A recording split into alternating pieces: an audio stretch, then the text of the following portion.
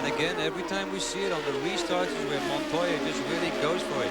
He really gets out there on cold tires and drives really hard. And we saw a 4-mile-an-hour difference in lap time between him and the competition. And it's costing these guys dearly now. Buddy Lazier, you can hear he lifted off the throttle there. Yeah. He has a push coming off of 4. He can't really attack as he did earlier in the race. Well, you can see with his left hand, he's moving the weight jacker. He's trying to correct that push problem, Ari, by turning weight to the left front of the car.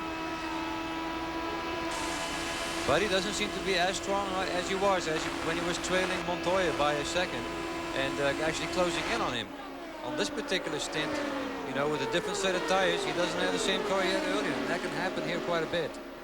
Well, really, the only question mark really now is they did a timed fuel stop. Did they get enough fuel in the car to go the distance? I think that would be Juan's only concern right now. And Tom, that was exactly what Juan asked Chip Ganassi before they went back to green. But Ganassi said, of course, we got enough in. Don't worry about it. Now here is Eliseo Salazar taking second place from Vassar. That was Mark Dismore in front of... Well, again, the traffic's serious. There's a lot of fast cars out there. Some of them might be a lap down, but they're all running very close to the same speeds. And Jeff Ward now. That's Mark Dismore on the left as Ward finds himself in the 5th spot. Vassar still... Oh, that's too close. That's too close. Look at Eddie Cheever and Robbie Gordon. Man. Robbie never gave up. I mean, he on the outside. Now, that's tough to get away with. No friends there. And that was good racing. Vassar maintains his position in second spot. Eddie Cheever crosses the line 9.9 seconds behind the leader Montoya. Team Target Ganassi running first and second. Only 4 times have team cars finished 1-2 in the Indy 500. Fred Treadway did it in '97 with Ari Luyendyk and Scott Goodyear. Well, we know for a fact, Bob, a lot of times they tell the driver what they think he wants to hear and not necessarily the facts. They told Robbie Gordon last year he had plenty of fuel to go, and it turned out not to be the case.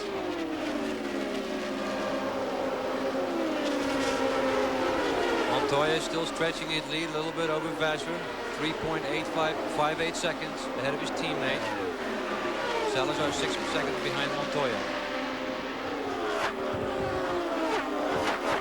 These two guys are racing each other, but in front of them is Mark Dismore, who's a lap down.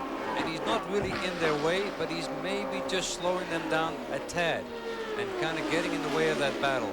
The battle for 6th position. Robbie Gordon holds 6th, and Eddie Cheever pursuing in the 7th position. Both of these drivers about 10.5 seconds behind the leader of the race, Montoya, who continues to stretch out the advantage. It's now 4.3 seconds over his teammate Jimmy Vassar and 6.5 seconds over 3rd place Eliseo Salazar. Look how much faster he is. 2:17.3 the last lap. And Jeff Ward was the 2nd quickest that last time around. It's just about 6 o'clock on the East Coast. And here is Buddy Lazier taking the spot from Salazar. So move Lazier up to 3rd once again. We have 15 laps to go in the rain-delayed Indianapolis 500. Juan Montoya leads his teammate Jimmy Vassar. Only 4 leaders so far today. Montoya has led 153 of the 186 laps that we have run. Greg Ray, the defending Indy Racing Northern Light Series champion, has led the 2nd most number of laps, 26, but he crashed twice in this race and is out of competition. Jimmy Vassar has led 5, and Robbie McGee, the only other leader, he has been in front for 2 circuits. Well, Lazier and Salazar, they got a good chance to catch Vassar, but I don't know if they got anything for Montoya. That's right, and here we see Jason Leffer in front of Buddy Lazier, and he's not holding him up. We can see Salazar is not really getting closer. He's trying the inside. Sorry. Ari Luyendyk, a moment ago, you commented that Buddy Lazier had a severe push. He has worked the weight jackers a little bit in the car, and the push has gotten better. He has been told as the fuel burns off, it should get less and less. He just reported a moment ago, the push is getting better. He's gaining speed. That's why he went by Salazar a moment ago. And And here is Jeff Ward now to the inside of a slower car, and Eliseo Salazar also comes up. And we see that Salazar was running third. Now he's running fifth. He just got passed by Buddy Lazier first, and right afterwards he got passed by his teammate Jeff Ward. Jeff Ward has a great finishing record here. The last 3 years Jeff has finished second and third, and right now he's running in fourth position. And it's not over yet. We have 12 laps to go.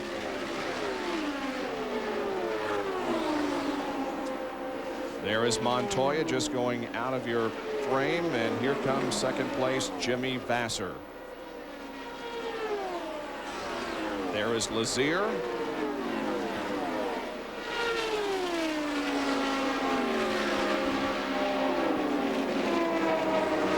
And not too far behind him is Jeff Ward. Look for it. You're +6 over Jimmy. You're +10 over Lazier. That's Chip Ganassi telling Montoya what the situation is.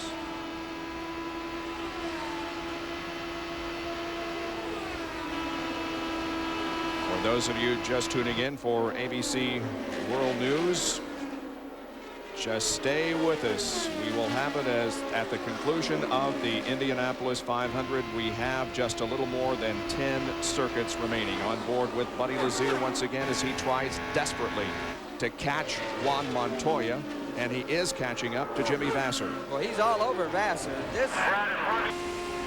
He closed in on Vasser quite a lot that last lap by about 2 seconds. Now 190 laps completed, 10 to go in the 84th running of the Indianapolis 500, and the leader at lap 190 has failed to win 4 of the last 5. So don't go away. Remember what happened last year as Robbie Gordon came down for the white flag. He ran out of fuel.